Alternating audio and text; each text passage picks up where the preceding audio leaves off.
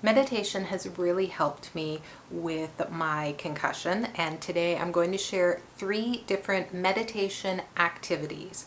One that is more for your hearing, one that involves our eyes, and one that involves our hands.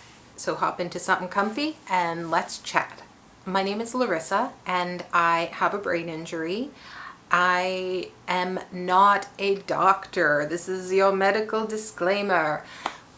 Please consult with your medical team before trying anything that we recommend here on the Concussion Crew channel. My medical team was really adamant that I should start meditating, and I already did a video on kind of how to get your feet wet and how to build a foundation with free resources and easy to get started resources. So if you're interested in that video, you can click the link above. But right now, let's start with the sound meditation activity. I have a cute little dolphin bell that I bought. I like him a lot. He came with a little hammer that hooks onto his fin, and you can do this activity if you've got wind chimes from the dollar store, my friend. It doesn't have to be a huge investment. You don't have to purchase a special bell for this. You can use a glass or a crystal goblet in your house and just ding a fork against it. But I've got this cute little dolphin guy. So what you do is you ring the bell and you just stay quiet and you listen for as long as you can hear the bell, the wind chimes. If you use a little gong, if you use a crystal goblet, whatever your sound of choice, you just sit quietly and focus on the sound for as long as you can hear it. And this bell is less than 20 seconds. So it can be a really quick meditation. It can also be the start or the finish of a longer meditation. If you listen to the first This podcast and you do one of those meditations, she often rings a bell at the end now, but the first, I don't know how many episodes, there's no ending sound, and I really like it. So I will listen to the earlier episodes and then close for myself. Another kind of fun one is also a craft activity, but not really. Take a jar, any old jar you've got. This one is a jam jar. You can get all sorts of different pretty jars, and this has water and about a teaspoon of vinegar, just regular old vinegar, and then a couple of drops of dishwashing liquid. And you can see it looks a little murky, but when I spin it, it causes a vortex on the inside. If you want to Google it, it's called Tornado in a Jar, and it's a way of, if your ears are sensitive, if you don't want to listen to sound, you can shake this up and watch until the swirling tornado in a jar stops. A couple of things I will mention about this one.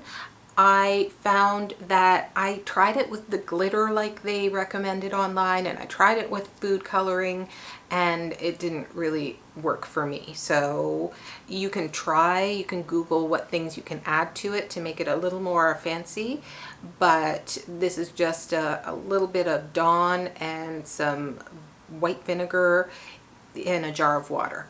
The other thing is that the jars, especially cheaper jars, can leak. And a tip that I found was to take a hot glue gun and just glue around the rim here, and it will seal it up so that you don't end up with vinegary soapy water all over yourself. My favorite activity, and I enjoyed this even before my concussion, so now that I can start doing it again is really exciting for me. I enjoy rock stacking. I enjoy rock stacking on the beach. I like going to the water's edge and finding some rocks and then balancing them on top of each other.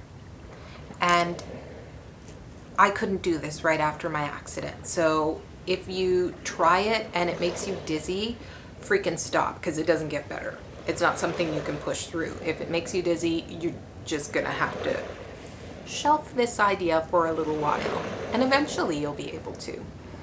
But I find it very soothing because you can't focus on anything else. It takes your attention. You have to watch what you're doing, and you also have to feel the rocks and how they tilt just like millimeter by millimeter.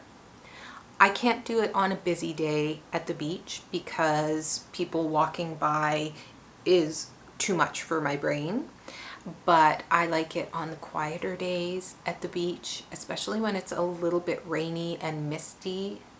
It can be really quiet at the beach, so that can be fun. Or I bring rocks home. I have little rock sculptures around my house. I wanted to partly do this meditation exercise at home, although I'm more likely to do it on the floor by my yoga mat if I'm doing it as a meditation exercise. But I put some on my bookshelves because I think they look kind of cool. And it's fun when people come over. Sometimes people will touch them because they think that it's a solid piece and then it'll fall over and scare the crap out of people. I might be a horrible friend because I find it amusing. Meditation can get boring and repetitive, and it's fun to try different things. When we see them, when people recommend trying things like this, I really enjoy it. If you have a meditation exercise or activity that you really like and helps you to slow things down, even if it's a 20-second ringing a bell type activity, I hope you'll share it in the comments below so that we can build a bit of a repertoire. Thank you so much for watching today. If you know someone with a concussion, or if you know someone who's taking care of someone with a concussion, I hope that you'll share these videos with them. Remember to like, remember to subscribe, and most of all, remember that you are not alone in your concussion.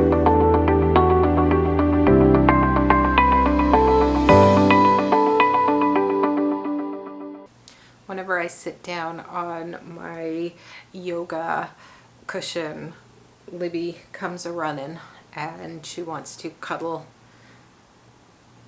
I don't know what it is about yoga or meditation, but she is here for it. She is here.